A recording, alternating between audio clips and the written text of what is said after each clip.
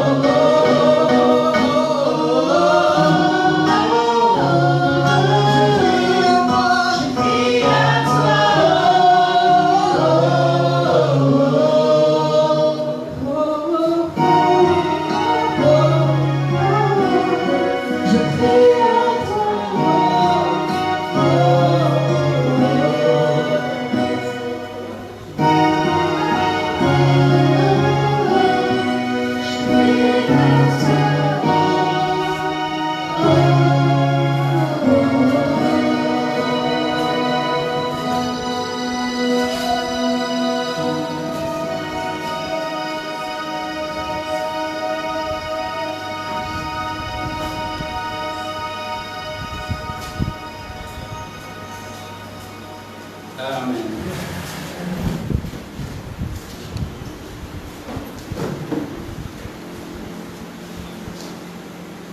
Prions le Seigneur. Père, nous continuons de te bénir pour ce privilège que toi tu nous accordes de demeurer ce matin dans ta présence. Nous te bénissons, Seigneur, toi qui as été avec nous depuis le début de ce culte. Et nous voulons te remettre entièrement, Seigneur, ce moment d'écoute de la parole. Nous prions afin que toi, tu prépares nos cœurs à recevoir le message que toi, tu as pour nous ce matin. Nous prions afin que toi, Seigneur, tu parles et qu'il n'y ait en rien, Seigneur, ô Dieu, de ce que ton serviteur, celui que tu t'es choisi ce matin pour annoncer la parole, il n'y a rien qui soit de lui, mais que tout ce qu'il va dire vienne de toi. Prête-lui les mots, Seigneur, afin que ton peuple soit béni ce matin. Au nom puissant de Jésus-Christ. Amen. Bien-aimés dans le Seigneur, nous aurons pour ce matin aller dans Éphésiens 6, au verset 18, c'est notre texte de base. Éphésiens 6, verset 18. Et nous aurons deux autres textes d'appui que nous lirons aussi dans Acte 12. Acte 12, du verset 1 au verset 11. Acte 12, verset 1 au verset 11. Et 2 Rois 6, verset 11 au verset 22. Nous avons deux textes d'appui qui viennent soutenir le texte du jour, le texte principal. Nous sommes dans Éphésiens 6, verset 18.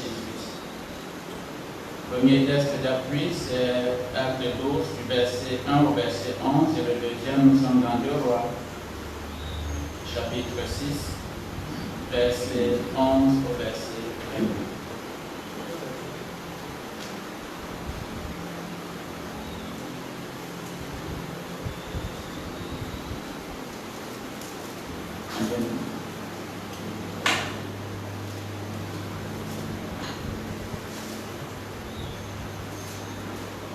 Éphésiens 6, verset 18. Faites en tout temps par l'Esprit toutes sortes de prières et de supplications. Veillez à cela avec une entière persévérance et priez pour tous les saints. Amen. Amen.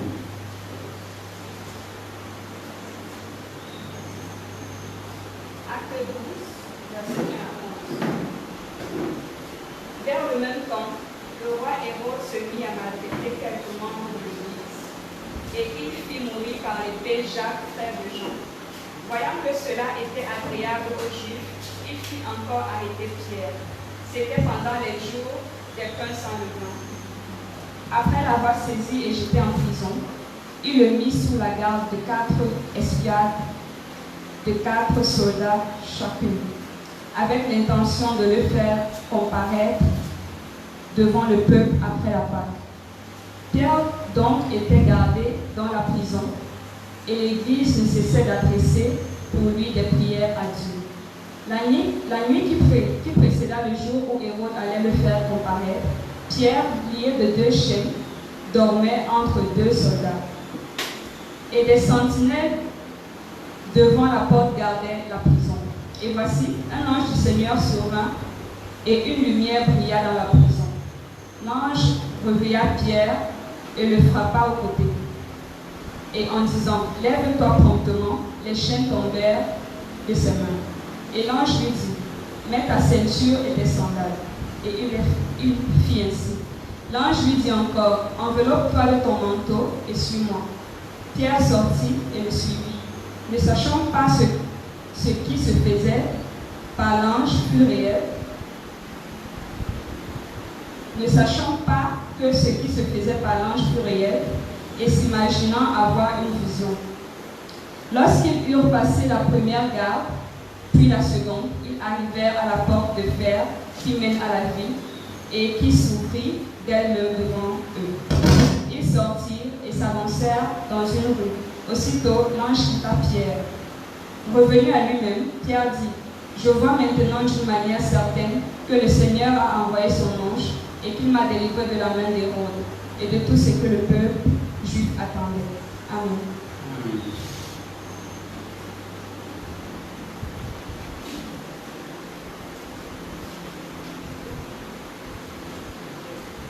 2 Rois 6, verset 11 au verset 22.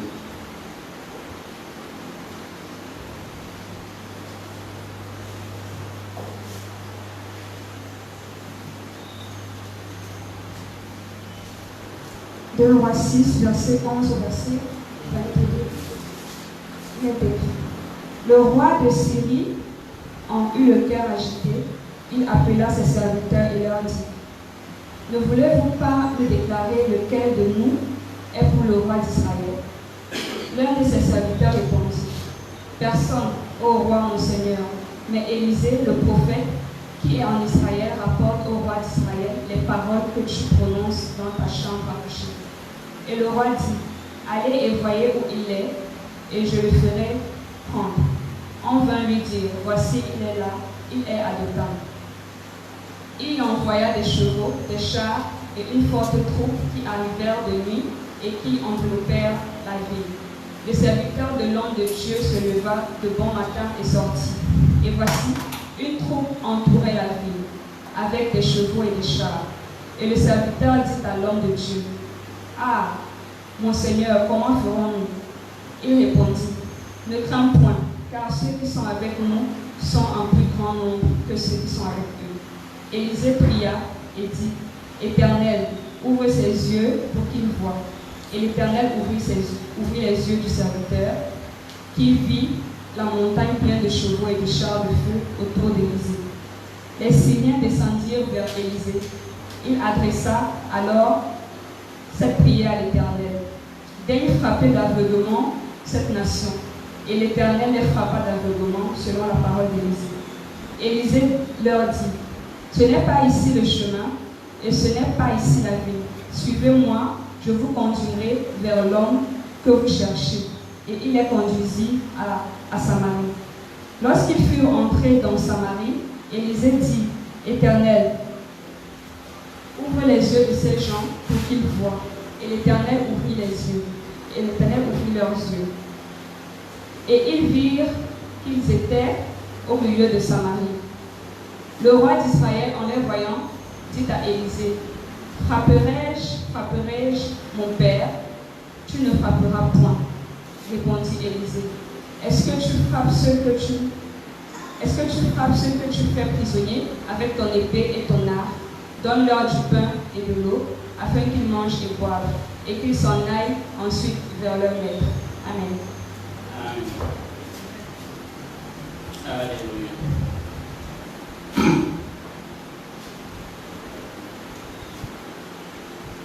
Au travers des 3 textes que nous venons de lire,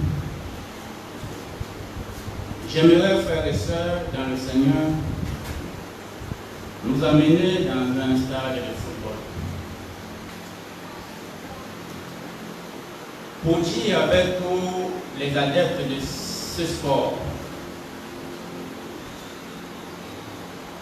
qu'il faut que nous remettions le ballon au centre. Si vous voulez, le thème de notre partage ce matin, c'est balle au centre. Bien aimé, pourquoi balle au centre? Simplement parce que avant que la partie ne commence, la balle doit être mise au centre. L'arbitre du match ne peut jamais commencer un match au sifflet le début de la rencontre s'il n'a pas vérifié que le ballon est au centre. Et après une suspension que ce soit après avoir encaissé ou marqué au but, un but, le ballon est toujours remis au centre. Il peut donc avoir une suspension due à un encaissement d'un but. Il peut même arriver qu'à la mi-temps, la rencontre soit suspendue. Mais pour que la rencontre reprenne, il faut au préalable que le ballon soit mis au centre. Balle au centre nous interpelle. Simplement parce qu'à l'image de notre Seigneur Jésus-Christ, nous aimons dire que Jésus commençait son ministère en priant. Il commençait toutes choses en priant et il finissait toutes choses en priant. Rien ne se faisait sans la prière. La prière, c'est l'élément central, l'arme efficace que le Seigneur nous donne. Balle au centre aujourd'hui, le Seigneur voudrait nous ramener aux éléments essentiels. L'élément primordial que le chrétien doit avoir. Je voudrais parler de la prière. Balle au centre nous ramène à la réalité du ministère. Le chrétien ne peut pas être chrétien si la prière n'est pas mise au centre de l'activité. Parce que Jésus lui-même a prié. Les disciples demandèrent au Seigneur une chose: apprends-nous à prier. Frère, la prière est pour nous chrétiens comme la balle qu'on met au centre. Revenons de tous nos chemins, mais revenons à l'essentiel. Revenons à la prière. Balle au centre nous interpelle. À l'image des footballeurs, de tous les spectateurs et des téléspectateurs qui sont d'accord qu'avant d'engager la rencontre, il faut que le ballon soit mis au centre. Il faut que nous, les chrétiens, nous revenions à l'essentiel pour dire que balle au centre, pour nous, les chrétiens, c'est la prière. Nous devons donc mettre la prière au centre de notre activité. Nous devons donc mettre la prière au centre de tout ce que nous faisons, parce que rien de ce que nous faisons ne peut avoir le but escompté si ce n'est accompagné par la bénédiction du Père. La bénédiction du Père, nous l'avons par la prière. C'est dommage, dans notre communauté, et même dans plusieurs communautés, c'est bien d'annoncer l'évangile, mais je voudrais vous dire que l'évangile n'a aucune efficacité si la prière ne précède. Lorsqu'on sort pour évangéliser, lorsqu'on sort pour transmettre la parole, lorsqu'on sort pour faire connaître au monde la vérité, si on ne prépare pas cet instant dans la prière, c'est l'échec. Pourquoi? Parce que même le peuple d'Israël, avant de sortir dans la bataille, il consultait l'Éternel. Irons-nous? N'irons-nous pas? Il voulait avoir la vie de Dieu. Et en sollicitant la vie de Dieu, ça se faisait par la prière. Seigneur, nous voici, c'est ton combat, nous sommes là. Qu'allons-nous faire?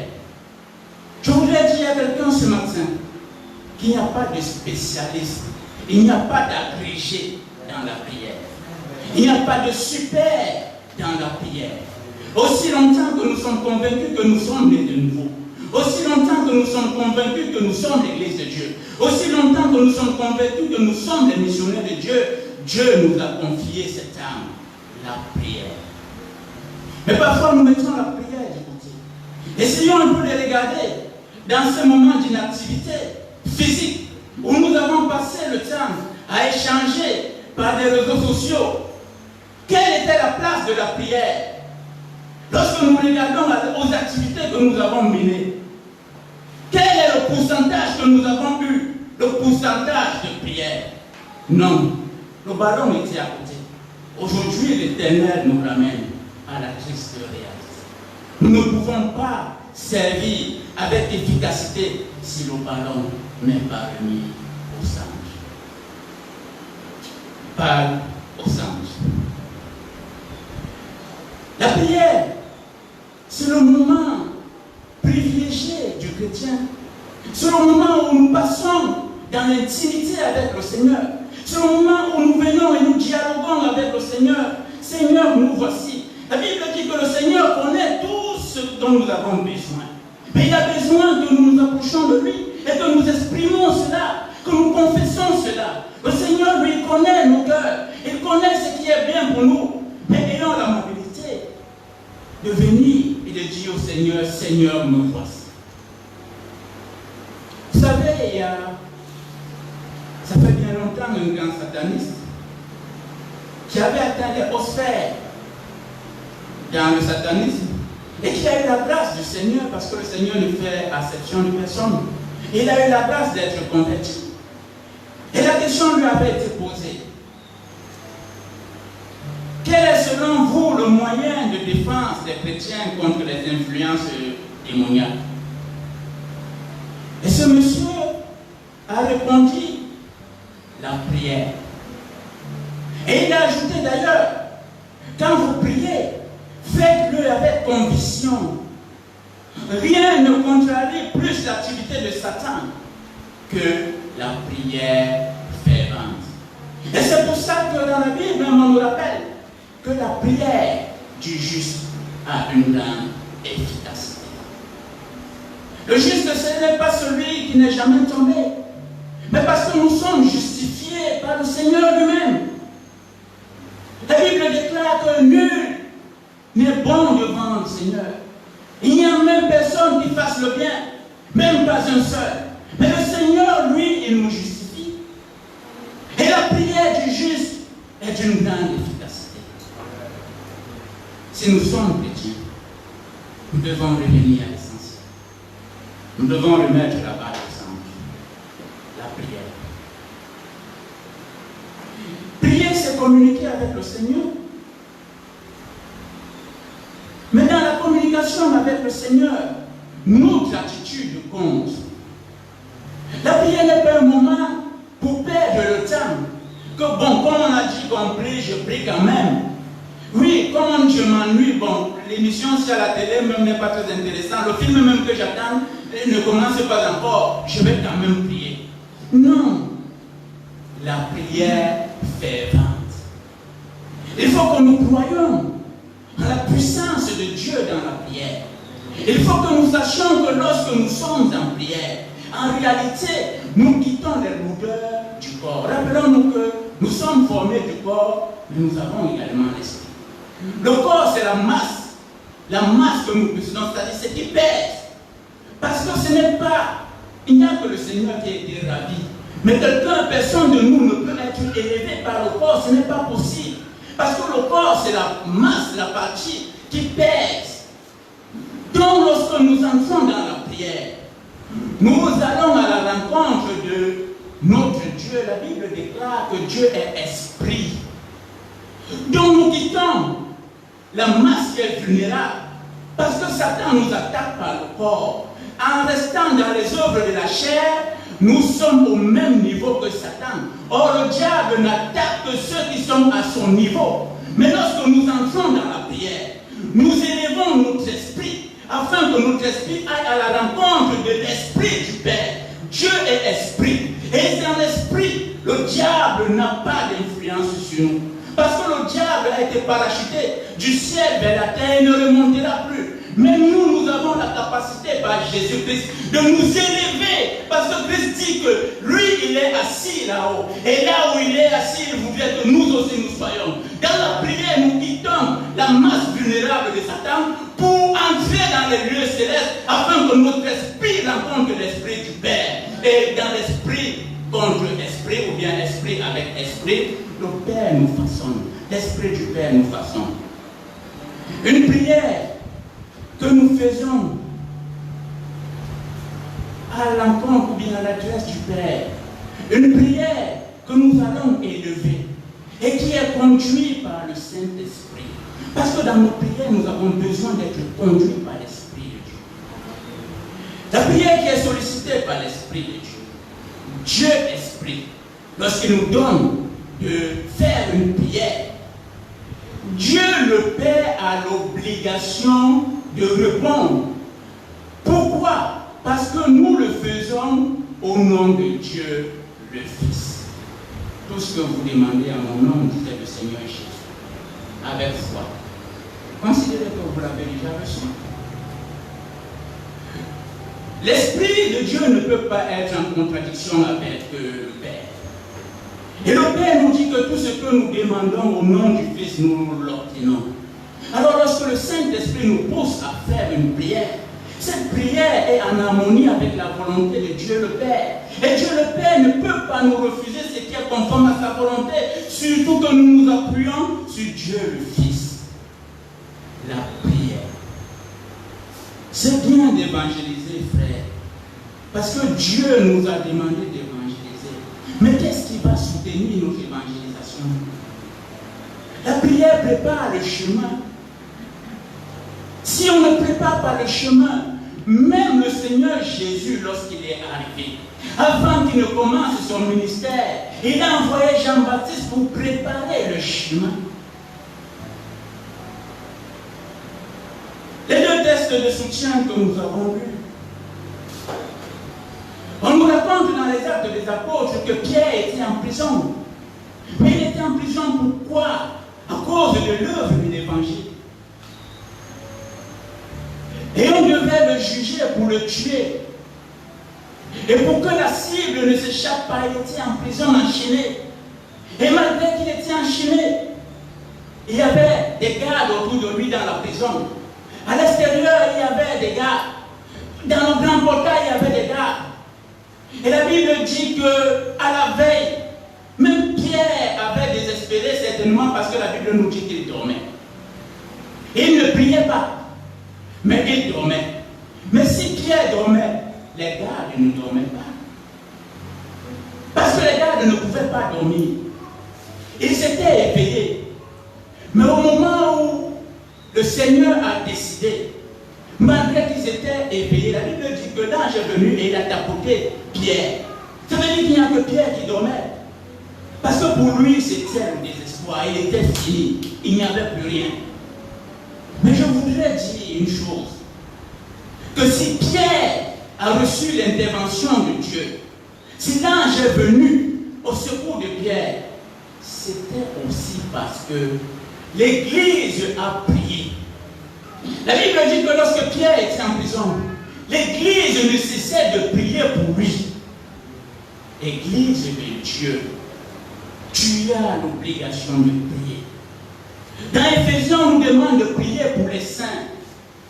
On nous demande de prier les uns pour les autres, prier pour les pasteurs, prier pour ceux qui souffrent, prier pour ceux qui sont dans la détresse.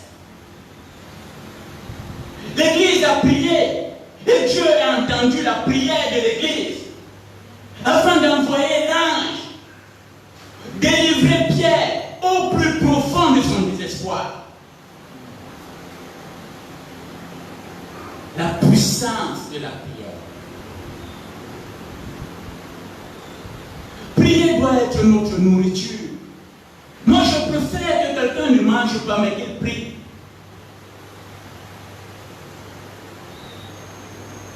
Dans son désespoir, l'ange est venu et il a sauvé Pierre. Les chaînes sont tombées, mais ceux qui le gardaient étaient bien présents. Ils ne dormaient pas, mais ils n'ont rien pu faire. Les portes se sont ouvertes pour que Pierre sorte. Par la prière, nous n'avons pas besoin d'autre chose pour que les chaînes tombent. Par la prière, nous n'avons pas besoin d'autre chose pour que les portes de la prison s'ouvrent. Je ne sais pas dans quelle prison tu es, mon frère. Je ne sais pas quel est le désespoir que tu as dans ton cœur ce matin. Je ne sais pas dans quel état tu es. Mais à l'image de l'ange qui a sauvé Pierre, Dieu peut envoyer son ange également te sauver. Mes frères, il y a parmi nous ceux qui sont moins forts. Et c'est pour ça que l'apôtre Paul disait que nous qui sommes forts, nous devons aider ceux qui sont faibles. Il n'y a pas de honte à être faible. Oh, pouvons-nous dire avec Paul que lorsque je suis faible, c'est alors que je suis fort. Oui, Le faible d'aujourd'hui peut être le super fort de demain. Mais nous devons entretenir cette relation par la prière. Nous prions les uns pour les autres. Frère, combien de gens aujourd'hui, sans qu'ils ne soient interpellés, prient pour les membres de l'Église individuellement? Combien sommes-nous? Je ne suis pas sûr. Peut-être, lorsque j'appelle mon frère, je dis, frère, je suis dans la retraite, je suis comme ça. Et s'il te plaît, élève une prière pour moi. On peut le faire. Mais combien de nous pensons aux frères dans nos prières? Priez les uns pour les autres. Priez pour les saints. Priez pour les pasteurs. Vous savez, parfois on pense que le pasteur n'est pas un homme. Mais le pasteur est d'abord un homme. Un homme qui a été appelé au service de Dieu. Ça veut dire qu'il est en tant qu'homme. Il a ses faiblesses. Et nous devons donc prier. Prier pour lui, prier pour sa famille, prier pour ses enfants. C'est de notre devoir et de notre responsabilité. Il faut prier pour les pasteurs. Mais parfois, lorsque le pasteur est en difficulté, on commence à se moquer, comme s'il n'est pas un homme, comme si lui également n'est pas formé de chair.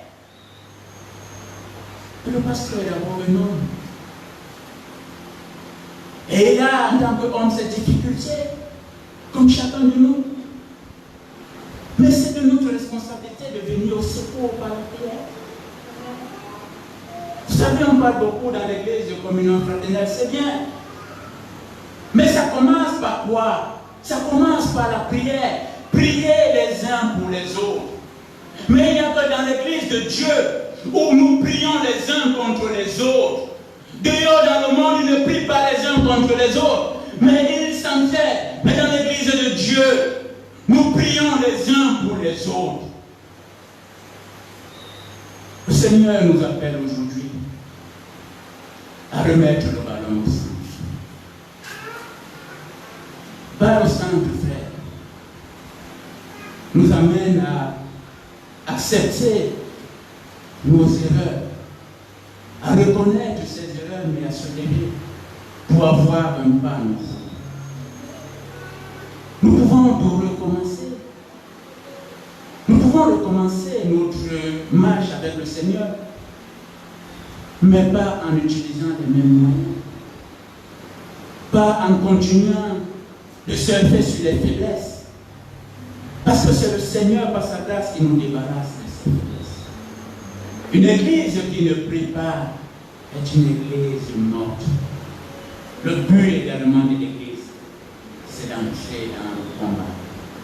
Et le combat se fait en priant. Il n'y a donc pas de super spécialiste pour prier. J'entends souvent des gens dire, moi je ne sais pas prier, mais qui sait